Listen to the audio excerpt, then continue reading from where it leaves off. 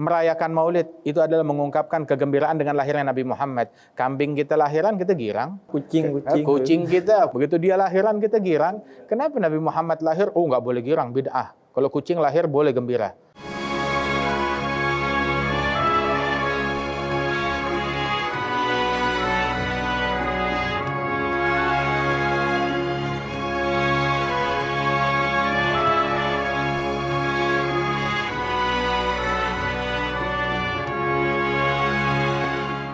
Walaupun belum sempurna, kita belajar. Kan kadang orang bilang bahwa Habib, saya ini masih belum sepenuhnya bisa mengikuti Nabi Muhammad, masih belajar mengikuti Nabi Muhammad. Itu gak ada masalah ya Habib? Kita disuruh ikutin hal-hal yang simpel. Sholat 5 waktu, cuma 4 menit, 5 menit, selesai. Begitu, itu hal yang simpel. Siapa yang nggak bisa ngikutin hal yang demikian? Sholat subuh yang cuma 2 rakaat, bukan 20 rakaat, bukan 200 rakaat. Cuma 2 rakaat. Kita sehari semalam suruh sholat 17 rakaat. Itu juga enggak dicicil. Yang ini 2, ntar siangan lagi 4, ntar sorean 4, ntar maghrib 3, ntar malam isya itu 4 rakaat. Hal-hal yang simpel, hal-hal yang mudah. Itu sahabat bilang, "Ya Rasulullah, saya cuma mau ngerjain itu doang. Nggak ada yang lain, kecuali puasa bulan Ramadan. Itu doang, nggak ada yang lain. Zakat yang wajib dikeluarkan. Kalau saya nggak lebihin, saya nggak kurangi." Bilang, kalau begitu kamu beruntung dan masuk surga. Walaupun seperti itu, tapi jangan dikurangi. Hal yang demikian itu. Kemudian kita nggak bisa seperti Nabi Muhammad, kita belum sempurna. Ya kalau kita nggak ngikutin Nabi, kapan kita sempurnanya? Makin jauh dari kesempurnaan kalau kita nggak ngikutin orang yang sempurna. Kita nggak sempurna, tapi kita mengidolakan dan mengikuti manusia yang paling sempurna. Kita makan seperti cara makannya Nabi, nggak makan waktu. Minum seperti cara minumnya Nabi, tidur seperti cara tidurnya Nabi Muhammad. Lebih sehat, lebih baik buat kita sekalian. Gaya hidupnya Nabi, kita jalankan, kita ikuti. Jadi bukan hanya di akhirat bahkan, tapi di dunia kita mendapatkan kesehatan. Jadi kalau ada protokol kalau protokol COVID hanya sebatas saat COVID.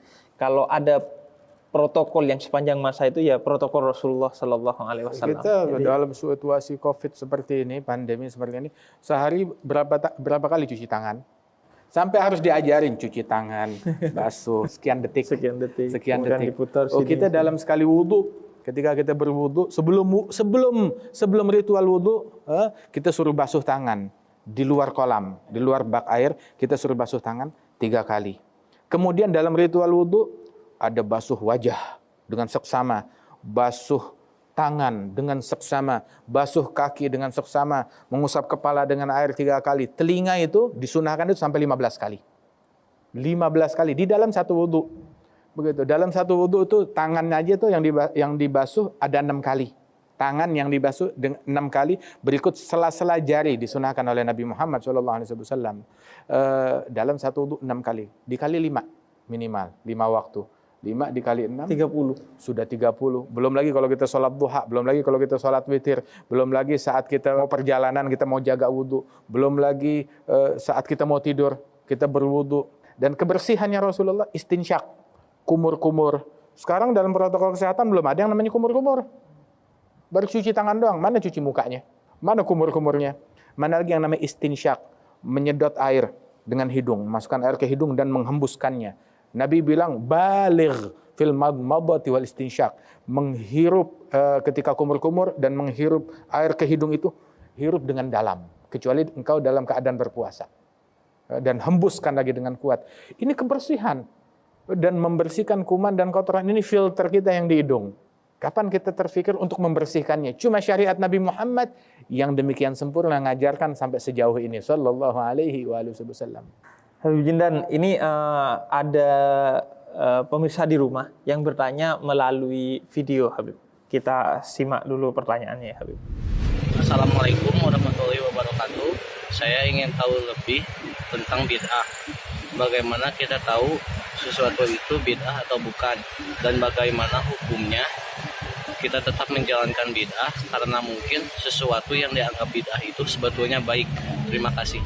Oke, itu dia pertanyaannya. Kayaknya orang ini Habib nggak khawatir kurang, khawatirnya lebih Habib. Masya Allah. Khawatirnya lebih katanya. Khawatirnya melebihi atau tidak sesuai dengan yang diajarkan Nabi Muhammad. Nah, untuk membedakan itu Habib, sesuatu itu orang ini khawatir itu, oh ternyata ini sudah berlebihan, ini sudah bid'ah gitu, tidak sesuai dengan Nabi Muhammad. Nah, untuk membedakan suatu ini sudah bid'ah atau ini sunnah itu seperti apa? Bid'ah tersebut adalah, kalau kita mau bahas tentang masalah ini kayaknya perlu 1 jam. Nggak cukup dijawab untuk 2-3 menit ini. Lakin ala kulli hal, bid'ah itu bukan berarti sesuatu yang baru. Di zaman Nabi nggak ada pesawat, tapi kalau kita pergi haji naik pesawat, kan haji ibadat. Kalau kita perginya naik pesawat, bid'ah dong. Di haji juga menjalankan protokol kesehatan yang seperti ini. Di zaman Nabi nggak ada seperti itu, bid'ah dong semuanya. Masker kagak ada di zaman Nabi Muhammad, bid'ah dong itu semuanya. Lah, bukan seperti itu. Ya, artinya yang bertentangan dengan sunnahnya Nabi Muhammad, yang bertentangan dengan ajaran Nabi Muhammad, walaupun itu ada di zaman Nabi, daripada hal-hal yang mungkar, maka itu adalah bid'ah. Itu adalah bid'ah yang tidak masuk di dalam syariatnya Rasulullah dan bertentangan dengan ajarannya Nabi Muhammad, maka itu adalah bid'ah. Buka-bukaan aurat, zaman Nabi ada. Tabarruj jahiliyah, ada di zaman Nabi Muhammad, tapi itu adalah bid'ah. Di zaman Nabi bid'ah, di zaman kita pun juga bid'ah. Bukaan aurat tersebut dan hal yang sejenisnya dan hal yang semacamnya. Tapi selama itu masih ada di dalam koridor syariat. Misalkan maulidnya Nabi Muhammad dikasih tahu ya, almar'u aduwwun majahil. Orang adalah musuh dari kebodohan dia sendiri. Dia memusuhi sesuatu yang dia nggak tahu. Padahal kalau dia tahu apa sih sebenarnya maulid? Merayakan maulid itu adalah mengungkapkan kegembiraan dengan lahirnya Nabi Muhammad. Kambing kita lahiran, kita girang. Ayam kita bertelur, kita girang. Kucing kita, begitu dia lahiran, kita girang. Kenapa Nabi Muhammad lahir? Oh, nggak boleh girang, bid'ah. Kalau kucing lahir, boleh gembira. Tapi kalau Nabi lahir, nggak boleh gembira. Itu namanya bid'ah. Siapa yang bilang begini? Bergembiralah dengan kelahirannya Rasulullah. Oh, nggak ada masalah dengan kegembiraan, tetapi mengungkapkannya. Nabi mengungkapkan kegembiraan dengan hal yang beragam. Selama itu nggak melanggar syariat. Kita mengungkapkan kegembiraan dengan lahirnya Nabi bukan sambil minum minuman keras. Tidak. Bukan sambil bergosip, bukan sambil mencaci maki. Mengungkapkan kegembiraan atas lahirnya Nabi Muhammad, itu haram. Itu bid'ah. Tetapi mengungkapkan kegembiraan atas lahirnya Nabi Muhammad dilakukan oleh Nabi Muhammad tentang puasa hari Senin. Kenapa puasa Senin? Bilang saya lahir di hari tersebut. Mengungkapkan kegembiraan dengan puasa. Dan boleh mengungkapkan kegembiraan, saya mau mengungkapkan kegembiraan dengan lahirnya Nabi, dengan bersolawat, dengan pengajian, dengan kajian ilmu, dengan bersedekah, dengan ngasih makan orang, dengan silaturahmi, dengan membaca riwayat hidup Nabi besar Muhammad SAW. Di dalam Al-Quran Allah Ta'ala bercerita tentang kisah maulid, kisah kelahirannya Nabi Isa. Di dalam Al-Quran bercerita tentang kisah kelahirannya Nabi Musa. Di dalam Al-Quran bercerita tentang kisah kelahirannya Nabi Yahya. Di dalam Al-Quran bercerita tentang kisah kelahiran Siti Maryam, bukan Nabi, bukan Rasul.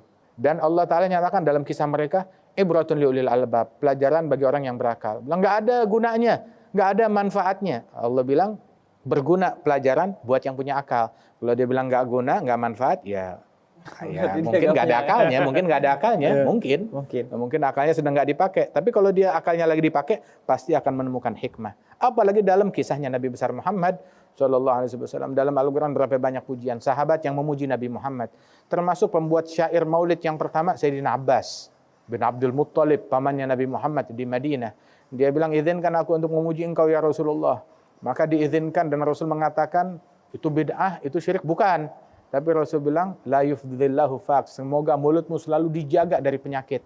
Sampai tua enggak ada satu gigi pun yang tanggal dari mulutnya Abbas ketika memuji Rasulullah, berkat memuji Rasulullah. An-Nabighah, salah seorang sahabat umurnya sampai 120 tahun, enggak ada giginya yang tanggal berkat pujian kepada Nabi Muhammad. Dan yang gemar memuji Rasulullah termasuk Sayyidina Hasan bin Thabit, memuji Rasul SAW, Ka'ab bin Zuhair. Tapi Sayyidina Abbas dia membuat sebuah syair kronologis kisah nurnya Nabi Muhammad yang berpindah dari sulbinya Nabi Adam, kemudian pindah ke rahim, pindah ke sulbi manusia-manusia yang mulia, sampai berpindah ke sulbinya Abdullah bin Abdul Muttalib dan pindah ke rahimnya Siti Aminah dan terlahir Rasulullah SAW. Dan engkau tatkala lahir nampak nur dan cahaya yang menerangi ufuk dan langit. Dalam ucapannya dalam syair Abbas bilang, anta lamma wulidta asyragatil ardu wa dha'at binurikal ufugu wa nahnu fi dzalikan nur wa dzalikad dhiya subla rasyad nakhtarigu. Ini semuanya ada di sini. Ada di sini disebutkan. Tapi orang sebagaimana dikatakan Orang ketika ilmunya sempit, maka amalannya sempit. Ketika amalannya sempit, hatinya sempit, nggak bisa nerima perbedaan. Dulu, Allah yarham, rahimahullah, al-allamah Buya Hamka, termasuk dulu orang yang nggak mau maulid, nggak mau haul, nggak mau tahlilan. Nggak tahu akhir hayatnya dia bikin haul. Kakek saya yang bilang, Al-Habib Salim Jindan bilang, dia bikin haul waktu abahnya atau uminya meninggal, dia bikin haul. Kemudian juga dia tahlilan, dia hadir maulid dia. Ditanya oleh murid, Buya dulu nggak mau ini semua, kenapa sekarang mau? Dulu Buya baru baca 1-2 kitab, sekarang udah baca ratusan kitab. Ternyata ada di situ yang membolehkan. Makanya dia bilang, idzat tasa' ilmu rajul galla i'tiraduhu 'alan nas. Makin luas ilmu seseorang, makin sedikit komplainnya dia dan pengingkaran dia kepada orang lain. Sebab dia tahu ini ada dalilnya di kitab ini. Ini menurut pendapat ulama ini menurut mazhab ini, dan dia tahu luas. Tidak mengklaim kebenaran mutlak hanya milik saya, yang sesuai sama saya di sorga, yang nggak sesuai dengan saya berarti beda sama saya, beda sama semua ulama, beda sama saya berarti beda dengan Nabi Muhammad, beda sama saya, beda sama Islam. Membantah saya sama seperti membantah Tuhan. Kapan lu jadi Tuhan? Jadi justru kita diajarkan untuk kerendahan hati, kemudian melihat perbedaan sebagai rahmat. Ya alhamdulillah. Jadi hari ini kita belajar banyak dari Habib Jindan tentang keteladanan Nabi Muhammad SAW, dan semoga ini bukan hanya jadi pembahasan, tapi jadi pegangan bagi kita untuk hidup, dan banyak sekali hal yang patut kita contoh dari Nabi Muhammad. Kita nanti belajar di rumah masing-masing dari sirah Nabi, dari belajar sejarahnya Nabi untuk kemudian hidup seperti hidupnya Nabi Muhammad SAW. Ya, itu pembahasan kita. Semoga kita mendapatkan manfaat dan bisa mengikuti Nabi Muhammad. Dan jangan lupa nanti video ini di program Cahaya untuk Indonesia dan di YouTube-nya Cahaya untuk Indonesia juga di like, komen, di share, dan di subscribe juga YouTube-nya agar menjadi lumbung untuk kita mencari ilmu dan lumbung bagi kita untuk mencari keberkahan. Terima kasih Habib Jindan atas waktunya. Terima kasih kepada semua santri juga yang hadir pada hari ini dan semua yang menonton di rumah. Semoga bermanfaat dan berkah. Wassalamualaikum warahmatullahi taala wabarakatuh. Waalaikumsalam warahmatullahi wabarakatuh.